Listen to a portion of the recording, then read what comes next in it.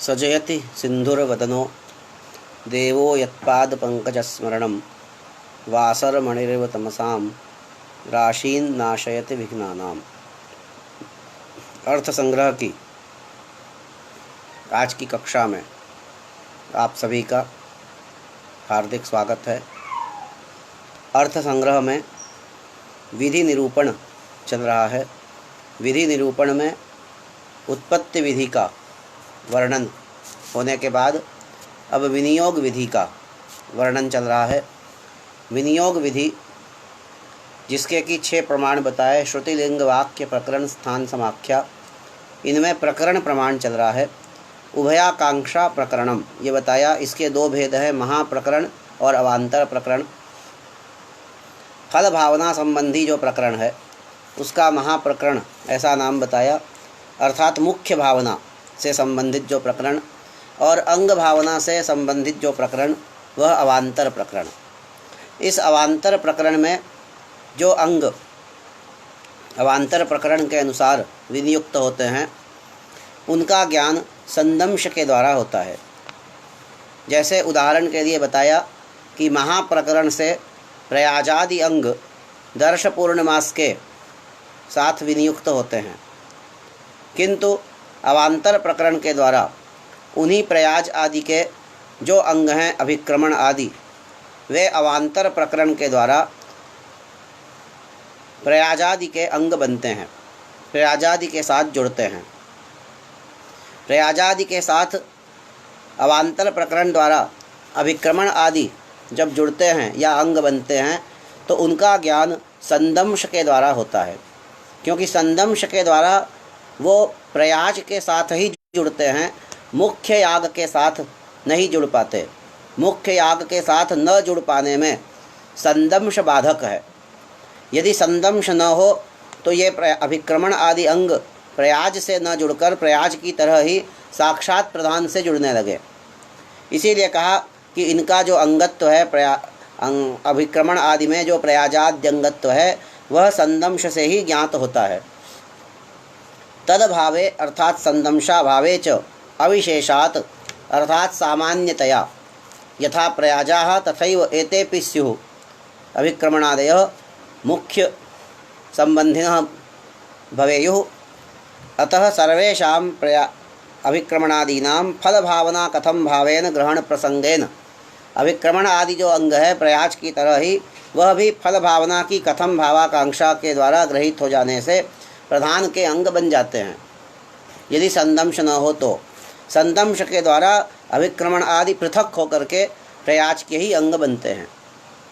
संदंश क्या है आगे बताते हैं। एकांगानुवादेन विधीयमानयोः अंगयोः अंतराले विहितत्वं संदंशः। 2 अंगों के बीच में जब किसी अंग का विधान होता है, 2 अंगों के बीच में जिसका विधान हो वह संदंश है, और वे 2 अंग किसी एक अंग का अनुवाद करके विहित हो रहे हों। एकांगानुवादेन विधीयमानयोः अंगयोः, किसी एक पदार्थ का किसी एक अंग का अनुवाद करके विधीयमान जो 2 अंग हैं उन 2 अंगों के अंतराल में अर्थात मध्य में जो विहित अंग है, जो विहित होना है वह संदंश है। विहितत्वम अर्थात विहित होना, यही संदंश का लक्षण है। और उस संदंश के द्वारा जिसका हम ग्रहण करते हैं उसे संदंश पतित कहते हैं। तो एकांग का अनुवाद करके विधीयमान 2 अंगों के बीच में विहित होना यह संदंश कहलाता है। उदाहरण के द्वारा इसको और स्पष्ट रूप से समझ सकते हैं। उदाहरणार्थ प्रयाज दर्श पूर्णमास का अंग है और इस प्रयाज के अंतर्गत अनेक अंग आते हैं जिनमें अभिक्रमण का भी स्थान आता है। कहते हैं यह अभिक्रमण प्रयाज का अंग कैसे बनता है। तद्धि समानयते जुह्वाम उपभृतस्तेजो वा इत्यादिना प्रयाजानुवादेन किंचित अंगम विधाय विधीयते। यह जो अभिक्रमण है यह समानयते जुह्वाम उपभृतस्तेजो वा इत्यादि वाक्य के द्वारा प्रयाज का अनुवाद करके, ऊपर जो बताया था एकांगानुवादेन, इसको घटाइए, एक अंग है यहाँ प्रयाज, उस एक अंग अर्थात प्रयाज का अनुवाद करके किंचित अंगम विधाय, कुछ किसी अंग का विधान होता है, और उस अंग का विधान होने के बाद तच्च विधीयते, तद्धि विधीयते, तद्धि अर्थात अभिक्रमणम विधीयते, तद्धि विधीयते के साथ संबंध है, तद्धि विधीयते अर्थात तद्धि अभिक्रमणम विधीयते। कस्य अनंतरम विधीयते? समानयते जुह्वाम उपभृतस्तेजो वा इत्यादिना प्रयाजानुवादेन किंचित अंगम विधाय। वह जो अभिक्रमण है उसका विधान कब होता है? समानयते जुह्वाम उपभृतस्तेजो वा इत्यादि के द्वारा प्रयाज का अनुवाद करके किसी अंग का विधान होने के बाद उस अभिक्रमण का विधान होता है। अर्थात अभिक्रमण से पूर्व कोई और अंग है जिसका कि प्रयाजादि का अनुवाद करके विधान हो रहा है, और उसका विधायक वाक्य है समानयते जुह्वाम उपभृतः तेजो वा, अर्थात जुहू में घृत को लाया जाता है, घृतानयन, घृत को लाना। तो यह जो अंग है घृतानयन, यह प्रयाज का अनुवाद करके एकांगानुवादेन अर्थात प्रयाज रूप एक अंग का अनुवाद करके यह घृतानयन समानयते जुह्वाम उपभृतस्तेजो वा इस वाक्य के द्वारा विहित है, और उसके बाद अभिक्रमण का विधान होता है। किस वाक्य के द्वारा अभिक्रमण का विधान है? यस्यैवं विदुषः प्रयाजाः इज्यन्ते प्रैभ्यो लोकेभ्यो भ्रातृव्यान् तुदते अभिक्रामं जुहोति अभिजित्यै, इस वाक्य के द्वारा अभिक्रमण का विधान होता है। यह वाक्य कहता है कि यस्य एवं विदुषः प्रयाजाः इज्यन्ते, जिस विद्वान के लिए प्रयाज का विधान होता है, प्रयाज यज्ञ अनुष्ठित होते हैं, वह प्रैभ्यो लोकेभ्यो भ्रातृव्यान् तुदते, वह अपने शत्रुओं को नष्ट करता है। अभिक्रामम जुहोति, यह अभिक्रमण का विधान करने वाला वाक्य है। जुहोति यह भी लेट लकार है, आज्ञार्थक। अभिक्रामम जुहोति, इसका फल है अभिजित्यै, विजय प्राप्ति के लिए। अभिजिति अर्थात विजय के लिए अभिक्रामम जुहोति, यह आज्ञार्थक प्रयोग है। अभिक्रमण का विधान हो रहा है इस वाक्य के द्वारा। और इसके बाद तदनंतरम, अभिक्रमण के बाद फिर एक अंग है, यो वै प्रयाजानां मिथुनं वेद इत्यादिना किंचित अंगम विधीयते। यह जो तीसरा अंग है, यो वै प्रयाजानां मिथुनं वेद, कि जो प्रयाज के मिथुन को जानता है। यहाँ मिथुन वेदन यह अंग है, यह भी प्रयाज का अनुवाद करके ही विधान हो रहा है। एकांगानुवादेन विधीयमानयोः अंगयोः, यहाँ एक अंग हुआ प्रयाज, उसका अनुवाद करके विधीयमान दो अंग हैं। पहला अंग था समानयते जुह्वाम उपभृतस्तेजो वा इत्यादि के द्वारा घृतानयन, और दूसरा अंग है उसी प्रयाज का अनुवाद करके यो वै प्रयाजानां मिथुनं वेद के द्वारा मिथुन वेदन। इन दो अंगों के अंतराल में, बीच में विहित क्या है? अभिक्रमण। तो ये दो अंग प्रयाज का अनुवाद करके विधीयमान हैं, और ये दोनों प्रयाज के अंग अन्य प्रमाणों से सिद्ध हैं।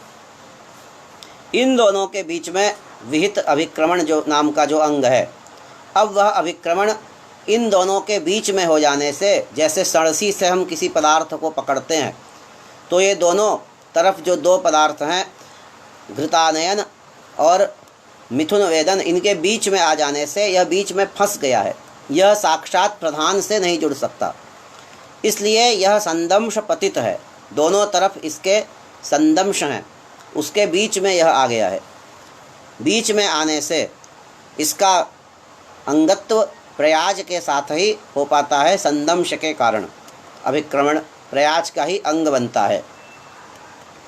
तो एकांग का अनुवाद करके, एकांग है प्रयाज, उसका अनुवाद करके विधीयमान दो अंग हैं। पहला अंग था घृतानयन जिसका विधान समान है। तेजोवाम उपवृतस तेजोवा के द्वारा हुआ। दूसरा अंग हुआ प्रयाजानाम मिथुनम वेद के द्वारा मिथुन वेदन।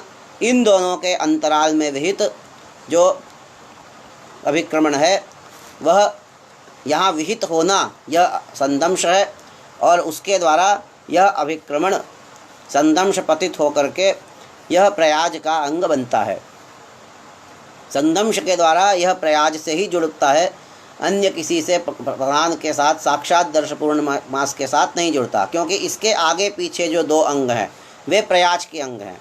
यदि आगे पीछे दोनों प्रयाज से जुड़ रहे हैं तो बीच वाला भी प्रयाज से कैसे नहीं जुड़ पाएगा, इसलिए वह भी संदंश पतित होने से प्रयाज के साथ ही जुड़ता है। इस प्रकार क्रमशः प्रयाज के अंगों में 3 अंग समझिए, घृतानयन, अभिक्रमण और मिथुन वेदन। घृतानयन और मिथुन वेदन पहले और तीसरे ये प्रयाज के अंग पूर्वतः सिद्ध हैं अन्य प्रमाणों से, तो बीच का जो अंग है अभिक्रमण यह भी प्रयाज का अंग बन जाता है। कहते हैं अतः प्रयाजांग मध्य विहितम अभिक्रमणम। प्रयाजांग के मध्य में, प्रयाज के अंग 2 हैं, पहला घृतानयन और दूसरा मिथुन वेदन। इन दोनों के बीच में, या क्रम अगर लेंगे तो पहला घृतानयन और तीसरा मिथुन वेदन कह सकते हैं। इन दोनों के बीच में जो दूसरा अंग है अभिक्रमण, वह प्रयाज के अंग के मध्य में विहित अभिक्रमण भी प्रयाज का ही अंग बनता है संदंश के द्वारा, क्योंकि 2 के मध्य में विहित होना, एक अंग का अनुवाद करके विहित जो 2 हैं उन 2 के मध्य में विहित होना यह संदंश है। प्रयाजैहि अपूर्वं कृत्वा यागोपकारं भावयेत इति ज्ञाते कथम एभिः अपूर्वं कर्तव्यम इति कर्थम भावाकांक्षायाः सत्वात्। यहाँ उभयाकांक्षा दिखाने का प्रयास हो रहा है कि अभिक्रमण को यह आकांक्षा है, अभिक्रामम जुहोति, इसमें जो भावना है उसको आकांक्षा है कि इसके द्वारा हम क्या करें, इसको उपकार्य की आकांक्षा है, किम भावयेत।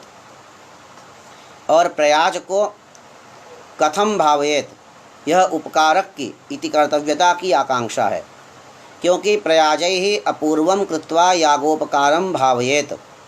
जब प्रयाज दर्श पूर्णमास के अंग बनते हैं, जब दर्श पूर्णमास को इति कर्तव्यता की आकांक्षा होती है तो प्रयाज के द्वारा वह आकांक्षा शमित होती है, उस आकांक्षा का उपशमन होता है।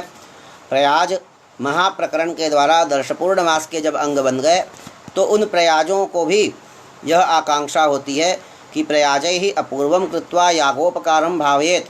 प्रयाज के द्वारा अपूर्व का संपादन करके याग का, अर्थात जो प्रधान याग है दर्श पूर्णमास, उसका उपकार तो हो, यह तो ज्ञात होने के बाद पुनः आकांक्षा होती है कथम एभिः अपूर्वम कर्तव्यम, एभिः प्रयाजै ही अपूर्वम कथम कर्तव्यम, इन प्रयाजों के द्वारा अपूर्व का संपादन कैसे हो।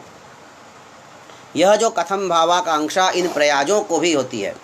प्रयाज में जो अंग भावना है प्रयाजों को होती है, अर्थात प्रयाज वाक्य में जो अंग भावना है उस अंग भावना को जब कथम भावाकांक्षा होती है तो उस कथम भावाकांक्षा की शांति अभिक्रमण आदि अंगों के द्वारा होती है।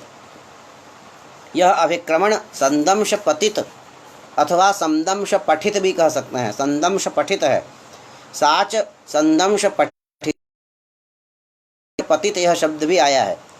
साच संदंश पठितैहि अभिक्रमणादिभिः शाम्यति। साच आकांक्षा, अर्थात प्रयाज के जो अंग वाक्य हैं, ईडो यजति इत्यादि जो अंग वाक्य हैं जो दर्श पूर्णमास के साथ जुड़ते हैं, यह जो अंग वाक्य हैं इनको जब कथम भावाकांक्षा इनमें जब होती है तो वह कथम भावाकांक्षा संदंश पठित जो अभिक्रमण आदि हैं उनके द्वारा ही शांत होती है, और अभिक्रमण आदि को भी किम भावाकांक्षा है। इस प्रकार यह परस्पर आकांक्षा होने से यह अवान्तर प्रकरण हुआ।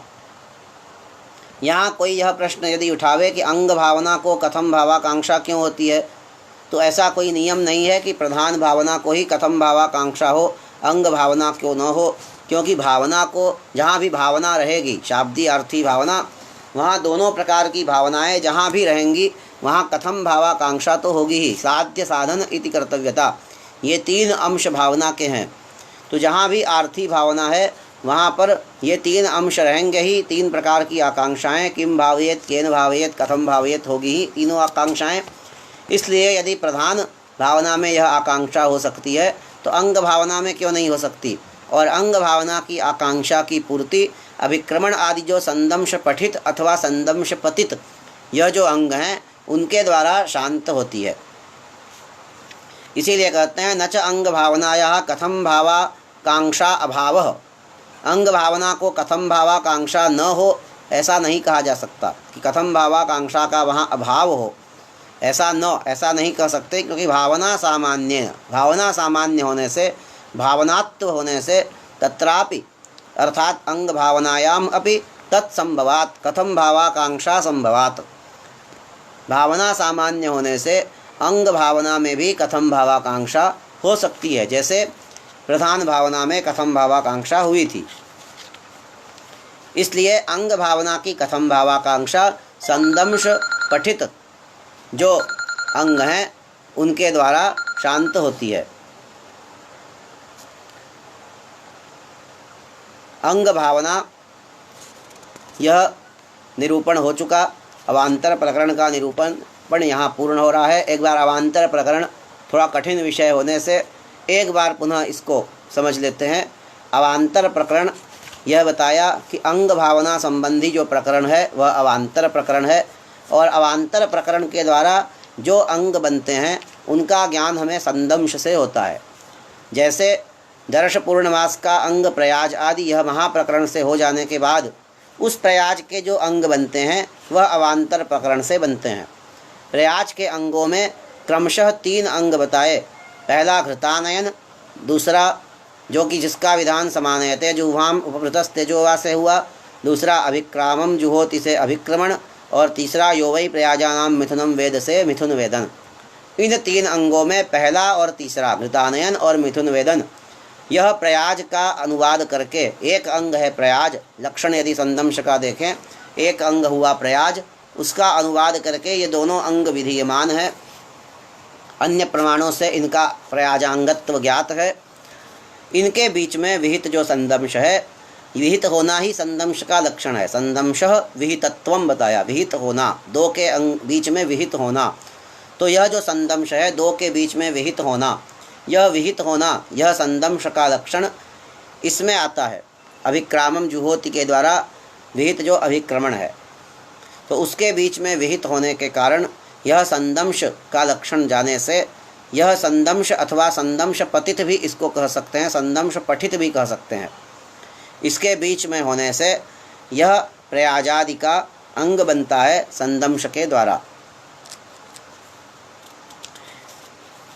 इसके पश्चात आगे बताते हैं तदिदम प्रकरणम क्रियाया एव साक्षात विनियोजकम। यह जो प्रकरण प्रमाण है यह क्रिया का ही विनियोजक होता है साक्षात। द्रव्य और गुण का भी विनियोजक होता है, किंतु वह साक्षात नहीं होता द्रव्य गुण का विनियोजक। द्रव्य गुण का विनियोजक क्रिया के माध्यम से होता है। क्रिया का विनियोग यह प्रकरण प्रमाण साक्षात करता है, द्रव्य गुण का विनियोग क्रिया के माध्यम से करता है। इसीलिए कहा तदिदम प्रकरणम क्रियाया एव साक्षात विनियोजकम। यह प्रकरण प्रमाण क्रिया का साक्षात डायरेक्ट विनियोजक है, क्रिया को सीधे अंग बनाता है, द्रव्य गुण को क्रिया के माध्यम से, साक्षात नहीं परंपरया, तद्द्वारा अर्थात क्रिया द्वारा। क्योंकि द्रव्य और गुण यह क्रिया रूप नहीं है।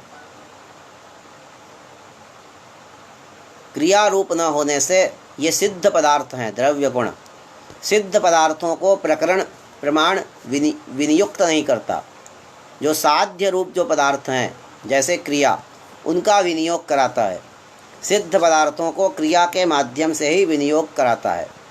उदाहरण दिया तथा ही यजेत स्वर्ग कामः,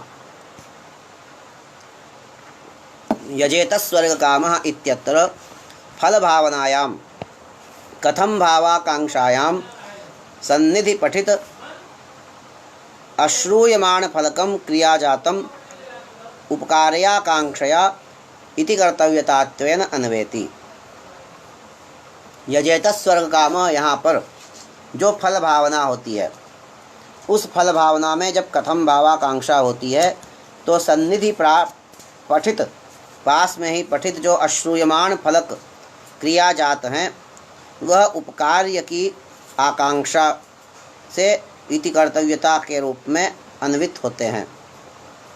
कहने का तात्पर्य है कि यजेत स्वर्ग काम में जो फल भावना है, आर्थी भावना, फल भावना अर्थात आर्थी भावना, उसको जब कथम भावाकांक्षा हुई कि कथम भावयेत, तो जो भी सन्निधि में पठित जो अश्रूयमाण फलक जो भी क्रियाजात हैं, क्रियाजात अर्थात समूह, जात का अर्थ समूह, जिनका फल विशेष निर्दिष्ट नहीं है और उन्हें भी उपकार्य की आकांक्षा है, जैसे यजेत स्वर्ग कामों की फल भावना को उपकारक की आकांक्षा है, वैसे उन क्रियाजातों को, अश्रूयमाण फलक क्रियाजातों को अर्थात क्रिया समूहों को सन्निधि पठित हैं, उन्हें उपकार्य की आकांक्षा है। किम भावयेत, ऐसी आकांक्षा है।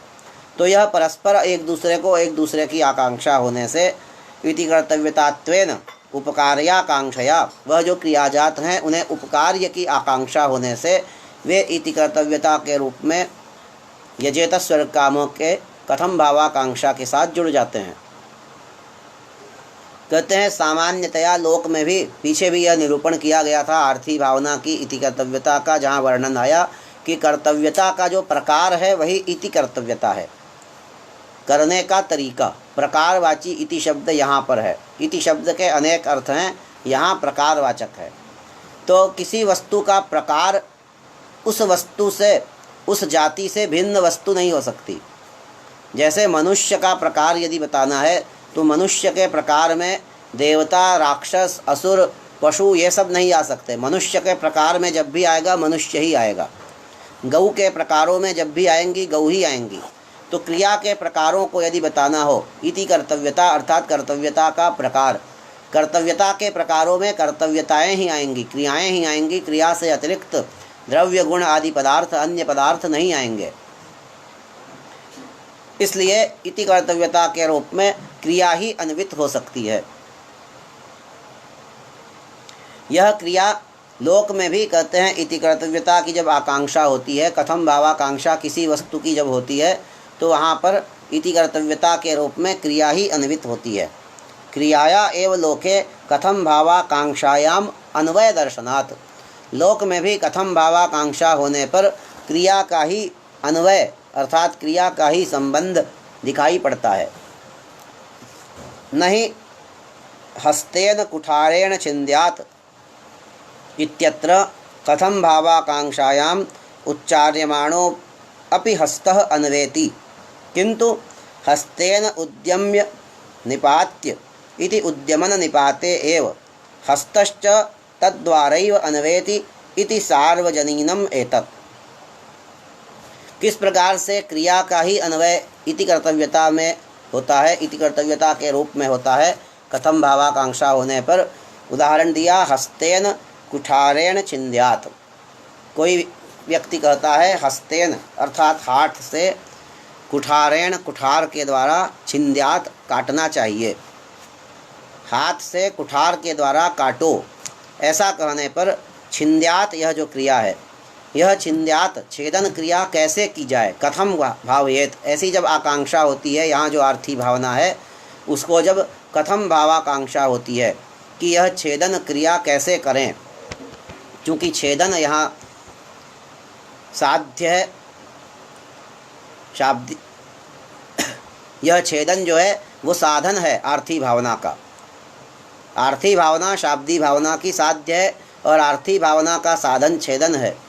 तो इति कर्तव्यता आकांक्षा होने पर यह जो छेदन है ये कैसे करे, ऐसी जब आकांक्षा होती है उस स्थिति में यद्यपि यहाँ हस्त शब्द आया है किंतु हस्त का अन्वय नहीं होता, अपितु उद्यम्य निपात्य, हाथ से उठाना और पटकना। काटने का काम कैसे होता है, कुठार के द्वारा कुठार को उठाते हैं, पटकते हैं, उठाते हैं, पटकते हैं। किसी ने कहा कि कुठार से पेड़ को काटो, हाथ में कुठार लेकर पेड़ को काटो। कहा कैसे काटे, तो बताएगा हाथ से कुठार को उठाओ, पेड़ पर पटको, फिर उठाओ, फिर पटको, फिर उठाओ, फिर पटको। इस तरह से जब करोगे तब वो पेड़ कटेगा। इस प्रकार क्रिया का ही अन्वय कथम भावाकांक्षा होने पर कैसे काटें, यह आकांक्षा होने पर क्रिया का ही अन्वय उद्यमन निपातन, यह क्रिया है। क्रिया का ही अन्वय होता है, हाथ का अन्वय नहीं होता। हाथ से उठाकर पटक कर ऐसा कहा जाता है। हाथ का भी अन्वय होगा क्रिया के माध्यम से, उद्यमन निपातन आदि क्रियाओं के माध्यम से। इसीलिए कहते हैं कि हस्तो न अन्वेति, न ही हस्तेन कुठारेण चिंद्यात। ये न ही जो है इसको बाद में लगाएंगे, हस्तेन कुठारेण चिंद्यात इत्यत्र कथम भावाकांक्षायाम, कथम भावाकांक्षा होने पर उच्चार्यमाणोपि हस्तो न अन्वेति। यहाँ न लगा, उच्चार्यमाण जो हस्त है, अर्थात वाक्य में उच्चार्यमाण हस्त का अन्वय नहीं होता कथम भावाकांक्षा होने पर, किंतु हस्तेन उद्यम्य निपात्य इति, यह कहा जाता है हाथ से उठाकर पटक कर, उठाकर पटक कर। इस प्रकार उद्यमन निपातने एव, द्विवचन है, उद्यमनम निपातनम च उद्यमन निपातने, उद्यमन और निपातन का ही अन्वय होता है।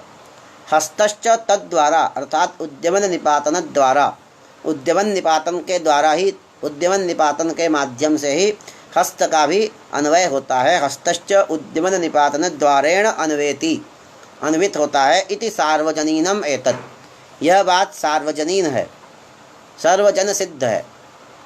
सामान्य लोक भाषा में भी इसका प्रयोग होता है कि किसी कार्य को यदि पूछा जाए कैसे करें, तो कैसे का उत्तर क्रिया के द्वारा ही होता है, द्रव्य गुण के द्वारा उत्तर नहीं होता। द्रव्य गुण उस क्रिया के माध्यम से ही जुड़ते हैं। इसलिए कथम भावाकांक्षा होने पर क्रिया का ही अन्वय होने से प्रकरण प्रमाण, चाहे वो अवान्तर प्रकरण हो अथवा महाप्रकरण हो, ये दोनों ही क्रिया का ही अन्वय साक्षात करते हैं। गुण और द्रव्य का अन्वय क्रिया के माध्यम से करते हैं। यह बात सिद्ध हुई। इदम च स्थानादितः बलवत्, यह प्रकरण प्रमाण स्थानादि प्रमाणों से बलवान है। इसके बाद जो दो प्रमाण और आएंगे, स्थान, देश सामान्यम स्थानम और समाख्या यौगिक शब्द, इन दोनों से यह प्रकरण प्रमाण प्रबल है। पूर्व के प्रमाणों से यद्यपि दुर्बल है, तथापि आगे के दोनों प्रमाणों से प्रबल है। इसलिए अक्षैर्दिव्यति, अतएव अक्षैर्दिव्यति राजन्यम जिनाति इति देवनादयो धर्माः अभिषेचनीय सन्निधौ पठिता अपि स्थानात् न तदंगम किंतु प्रकरणात् राजसूयांगम। इसलिए स्थान प्रमाण की अपेक्षा प्रकरण प्रमाण के प्रबल होने से, अतएव अर्थात स्थानात् प्रकरणस्य बलवत्वात्, अक्षैर्दिव्यति राजन्यम जिनाति इत्यादि वाक्यों के द्वारा देवन आदि धर्म, दिव्यति, अक्षैर्दिव्यति अर्थात पासों से खेलना चाहिए, राजन्यम जिनाति क्षत्रिय को जीतना चाहिए। यह जो देवन आदि से जय, देवन जय आदि जो धर्म हैं, यह धर्म अभिषेचनीय याग के सन्निधि में पठित होने पर भी स्थान प्रमाण से, देश सामान्यम स्थानम, इसके द्वारा निकट होने से भी उसके अंग नहीं बनते। जैसे पीछे बताया था, आमन होम आदि अपूर्व अंग विकृति याग में वह अपूर्व अंग आते हैं, उन अपूर्व अंगों का विकृत्यंगत्व स्थान प्रमाण से होता है, क्योंकि वहाँ उभयाकांक्षा नहीं है। विकृति को अंग की आकांक्षा नहीं है, अपूर्व अंगों को तो अंगी की आकांक्षा है, किंतु विकृति को अंग की आकांक्षा न होने से अपूर्व अंग स्थान प्रमाण से जैसे जुड़ते हैं, उसी प्रकार यहाँ देवन आदि धर्म अभिषेचनीय के निकट होने पर भी वो स्थान प्रमाण से यहाँ नहीं जुड़ते, क्योंकि यहाँ परस्पर आकांक्षा एक दूसरे को है। इसलिए यह देवन आदि धर्म प्रकरण प्रमाण के द्वारा राजसूय के अंग बनते हैं। प्रसंग यहाँ यह है कि राजसूय यज्ञ का प्रकरण चल रहा है। राजसूय यज्ञ के प्रकरण में बीच में अभिषेचनीय नाम का जो सोमयाग है उसका भी वर्णन आया। प्रकरण तो राजसूय यज्ञ का है, अभिषेचनीय के निकट कुछ देवन आदि धर्म राजन्यम जिनाति अक्षैर्दिव्यति, इनका प्रयोग वाक्य का पाठ आया अभिषेचनीय के निकट। किंतु प्रकरण तो राजसूय का है, इसलिए अभिषेचनीय के निकट होने पर भी स्थान प्रमाण से अभिषेचनीय के अंग बन सकते थे, किंतु प्रकरण राजसूय का होने से राजसूय के साथ ये दोनों जुड़े देवन आदि, क्योंकि इनको अंगी की आकांक्षा है और राजसूय को अंग की आकांक्षा है। परस्पर आकांक्षा होने से प्रकरण प्रमाण के स्थान के अपेक्षा प्रबल होने से यह देवन आदि धर्म स्थान प्रमाण से अभिषेचनीय के निकट होने पर भी प्रकरण चूँकि राजसूय का चल रहा था, उसी प्रकरण में अभिषेचनीय भी है और उसी प्रकरण में देवनादि धर्म भी अभिषेचनीय के निकट हैं, इसलिए प्रकरण प्रमाण से अभिषेचनीय के निकट होने पर भी देवनादि धर्म राजसूय के अंग बनते हैं, यह निर्धारित किया गया। आगे अब देश सामान्यम स्थानम, यह स्थान प्रमाण का लक्षण आगे आ रहा है। इसका विशेष निरूपण स्थान प्रमाण के बारे में हम लोग कल देखेंगे। यहाँ प्रकरण प्रमाण का प्रसंग पूरा हो रहा है। कल ग्रहण होने से मुझे लगता है कल अवकाश रहेगा, और परसों सोमवार को प्रतिपदा होने से परसों भी अवकाश है। इसके पश्चात मंगलवार को ही पाठ हो पाएगा रात्रि 8 बजे। धन्यवाद।